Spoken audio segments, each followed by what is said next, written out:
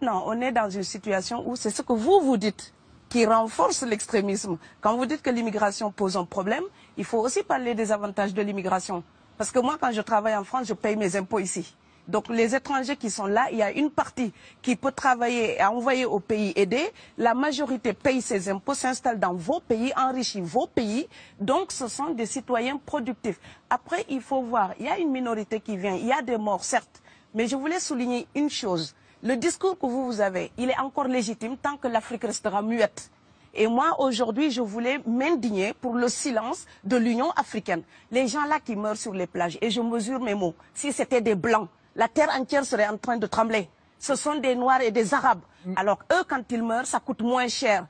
Ici, j'étais venu en 2008 et j'avais dit, l'Union européenne, avec ses flottes de guerre, avec son économie, je vous dis une chose, si on voulait attaquer nos pays ici en Occident, il y aurait des moyens de se défendre.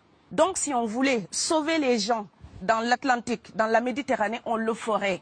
Parce que les moyens qu'on a mis pour Frontex, on aurait pu les utiliser pour sauver les gens. Mais on attend qu'ils meurent d'abord. C'est à croire que le laisser mourir est même un outil dissuasif. Et je vais vous dire une chose, ça ne dissuade personne. Parce que quelqu'un qui part et qui envisage l'éventualité d'un échec, celui-là peut trouver le péril absurde et donc l'éviter.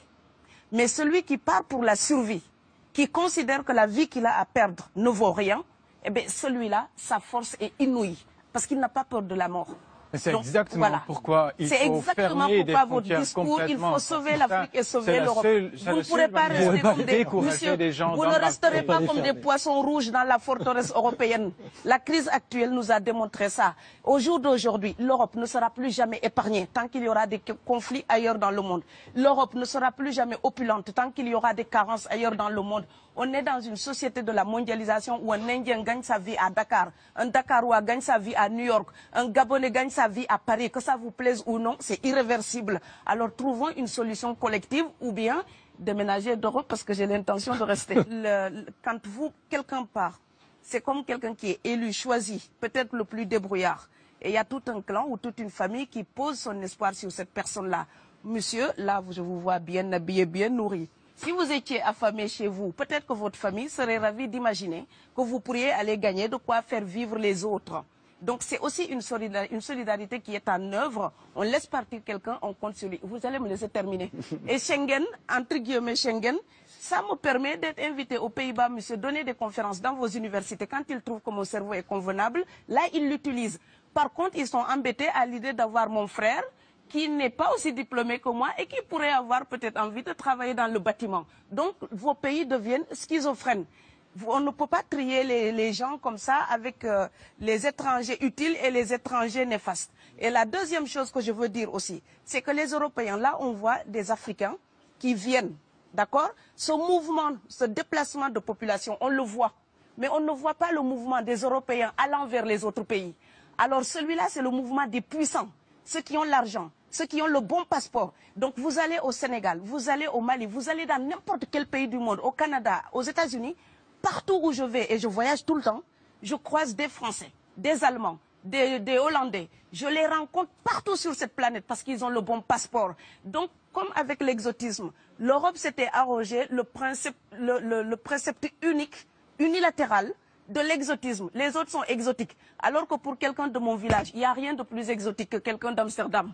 Maintenant, pour l'étranger aussi, pour les voyages des temps modernes avec la mondialisation, quand les pauvres viennent vers vous, il y a des mouvements de foule qu'il faut bloquer.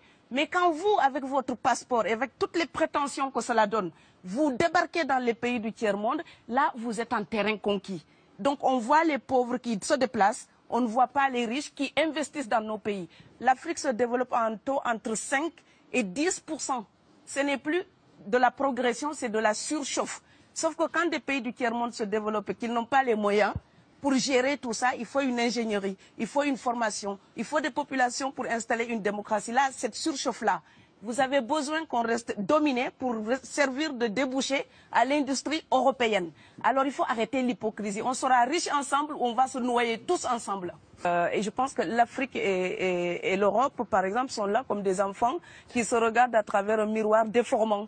Il serait enfin temps qu'ils se respectent, enfin qu'elles se respectent suffisamment pour que l'Europe arrête de nous envoyer ses déchets industriels pour pour construire avec nous de véritables industries, pour que l'Europe participe à ce développement et que l'Afrique, 60 ans après les indépendances, arrête de dire c'est la faute des autres. Au bout d'un moment, indépendance, c'est responsabilité. Si nous sommes vraiment indépendants en Afrique, nous sommes aussi responsables de notre destin. Et ça ne se fera pas sans les Européens et l'Europe ne s'en sortira pas sans l'Afrique parce que sinon nous serons un boulet que vous traînerez. Donc ce monde-là est lié et je pense que l'entente, je rêve d'une entente, d'une fraternité. Oui, je sais, ça fait bisounours.